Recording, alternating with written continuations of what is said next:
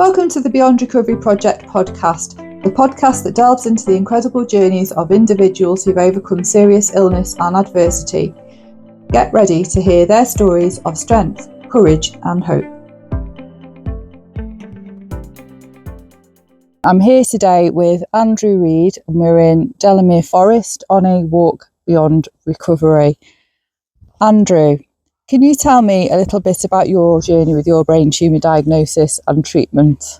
I was diagnosed 23rd of April 2017. 18 months prior to that, I started with, I wouldn't say really dizzy spells, but I was just slightly off balance, one thing, and I had really bad headaches. I've been enjoying it since I left school, on a busy construction site, very physical, and I've been a young dad, playing football, very sporty and active.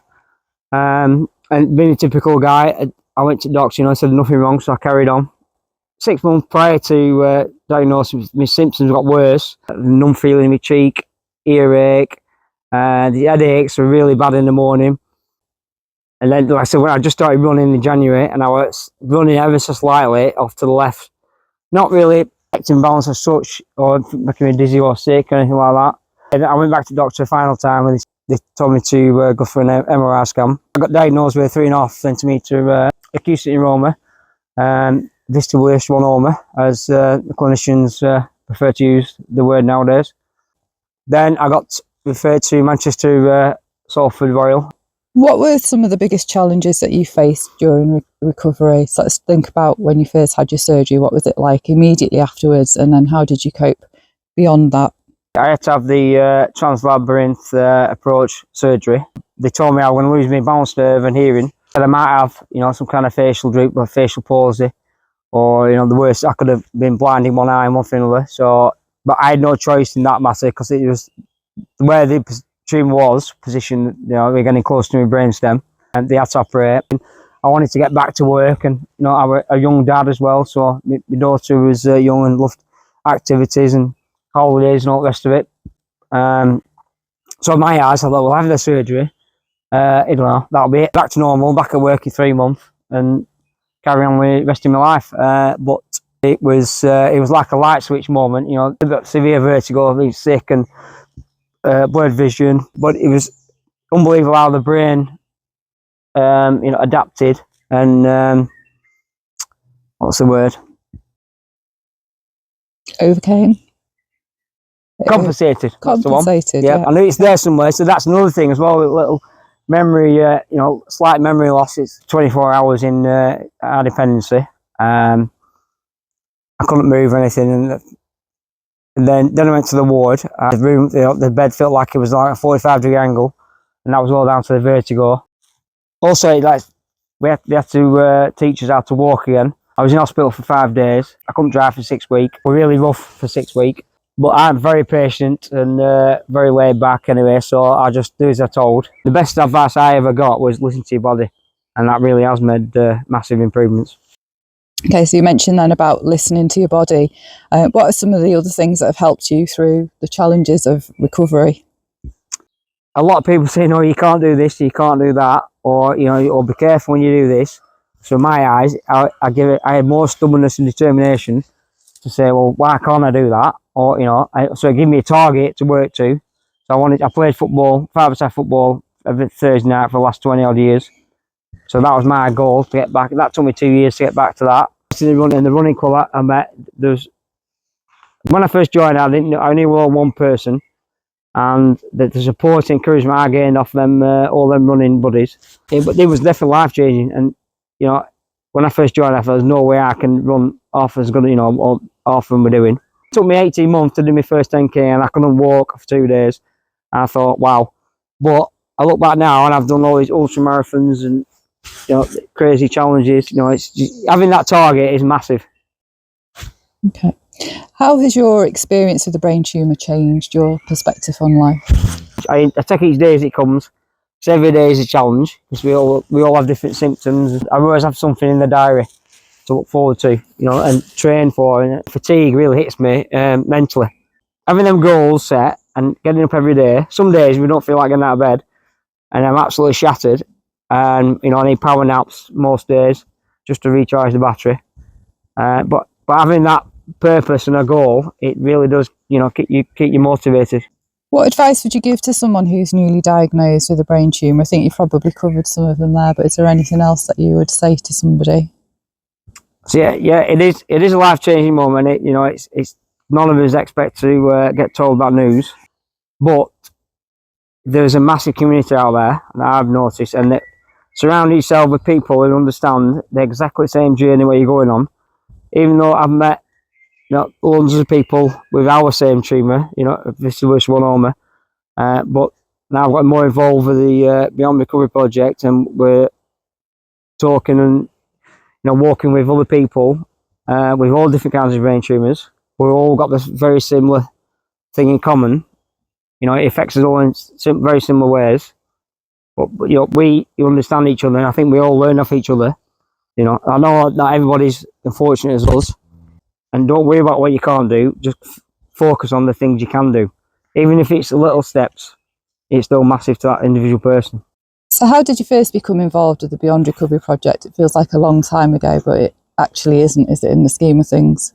No, it's the first time I met yourself, Sara, was I think it's about 5 years ago at a conference in Manchester, and I saw the presentation you did, the crazy things that you've done in your since your diagnosis, and the one thing that stood out for me was the parachute jump. I thought, oh my God, I'd love to do all that. So anyway, over the years, I've done that. I've done all these other crazy challenges, like I say, and then I've done quite a lot of. We've done a few crazy challenges, ultra challenges, haven't we? Running challenges ourselves, raising the awareness for the brain tumour community. And then you were there when you had this dream, and you've made it a reality now. And like I said, the biggest thing for me, I think, seeing the people who's beyond these walks and these adventures, and these challenges, the feeling you get from them, seeing where they come from to where they are now, and just talking about it, and showing that there is life after a brain tumour, diagnosis. So, what are some of the ways that the Beyond Recovery project has supported your physical and mental health and well-being? Having these, dates planned and things to look forward to, sort of thing, and experience like nature, you can't beat being where we are now, just in the middle of the forest, raining. The biggest thing for me is talking to other people who actually understand. What for you is the most meaningful aspect of your involvement with the Beyond Recovery project? You mentioned earlier about the difference that you see in people from when they first arrive to when they leave on a walk with us, the difference in confidence that gives them. Is that something that's important to you? Oh, massive, yeah. I didn't really know what to expect, when I came on these walks and meeting people and just seeing the transformation. And now we're still good friends with them. Hopefully, we are lifelong friends with a lot of these people who come on these walks and these challenges. But yeah, it's so inspiring. And, I'm still getting inspired by people all the time, and I'm still learning after 7 years. What do you hope others will gain from your involvement with the Beyond Recovery project? You've kindly taken on the role of a walk leader for us. So Andrew now leads walks in the Lancashire area for us on quite a frequent basis. So what do you hope others will gain from you being involved with the Beyond Recovery project, Andrew? Hopefully they like my silly jokes and sense of humour. But no, I don't do serious, and hopefully they get the positivity, that I'm getting off them as well. So, hopefully they're sharing the same enthusiasm, and they see the reaction that I've got from all this. Fantastic. So what are your hopes for the future of the Beyond Recovery project? What would you like to see us doing more of? I'd like to see more and more people get involved. Just unfortunately, there's more and more people getting diagnosed every year with brain tumours. So we just need to keep getting the awareness out there, because there's nothing like this on the NHS. Just Beyond Recovery, it's just, like I say, beyond everything they do, from the NHS is phenomenal to get us to this stage. But then moving on, it's just like it's another step in people's recovery, and it really does. Like I said, we ourselves have seen a massive change in the few people we met so far.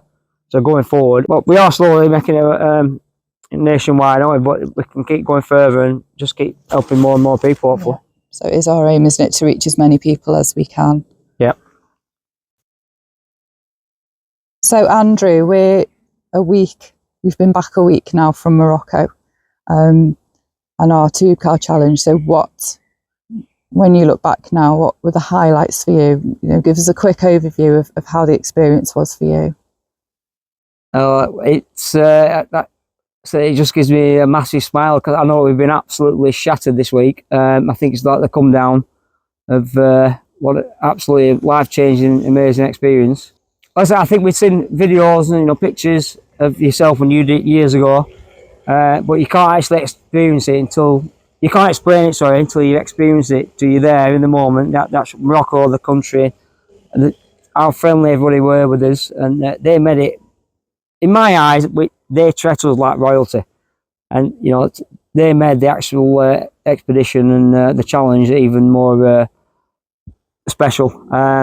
But yeah, to be with it, aware of the people, like I said, there were 10 of us, but there were 6 of us brain tumour survivors who actually understands every simple little thing. What we're going through on a daily basis it's somehow you come to. I wouldn't wish to do that life-changing experience with anybody else, because then when we got to the top of that mountain, I were in bits for about 5 minutes before we got to the summit. It's like I say, I still can't really explain just the feeling of it. But being there, like I say, but people say, "Oh, you can't do this, you can't do that," but anything is possible, even the impossible. So it's just one step at a time, and that's all we were. Just keep looking at one foot in front of the other, and having that team around you, and just having the belief and positive mindset. Anything's possible. And what would you say to anybody who is thinking of getting involved with the Beyond Recovery project, or one of our challenges, or one of our wellbeing events, or one of our walks beyond recovery like we're on today in this beautiful forest? The weather's not been so great today, but it hasn't stopped us because there are such things as waterproof coats. So we've got out to enjoy it anyway. So what would you say to anybody who's maybe thinking of coming along and not quite so sure? Don't worry about the initial challenge. Like I say, even coming out for a walk for the first time is a massive challenge in a lot of people's eyes. Meeting strangers for the first time. I think the biggest thing is that first step you make that'll be the best thing you'll ever do. And don't overthink it. Just take every little challenge, like I say, just take it one step at a time, and each day as it comes. But having that focus and and a target to work to, it really does pay off, and it is life-changing. Thank you for listening to this episode of the Beyond Recovery Project podcast. You can read all about Andrew's story on our blog, www.beyondrecoveryproject.org/2023/08/Andrews-story. Please share this podcast with your friends and help us continue our mission to inspire and empower.